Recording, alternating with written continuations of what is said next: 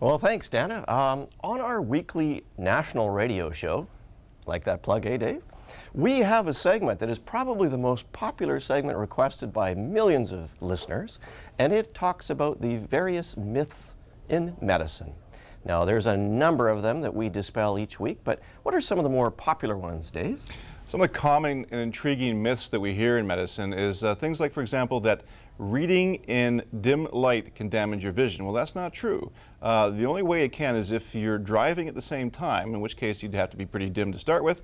That being said, driving in this town can be a bit sluggish, and so I can often get through a whole book before I get to the grocery store.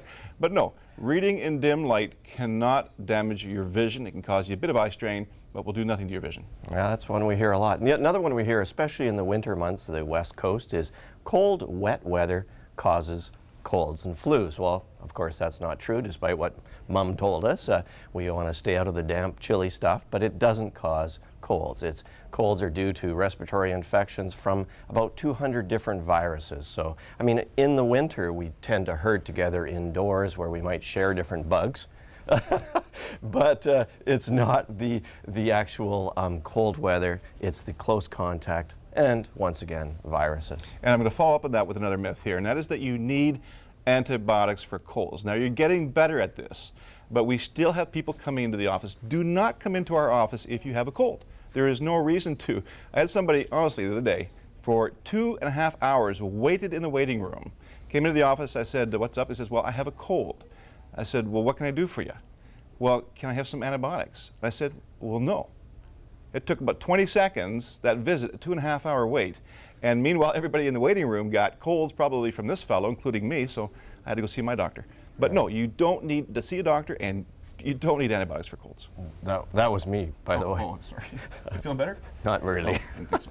And I'll tell you another myth is cracking your knuckles, does it cause arthritis?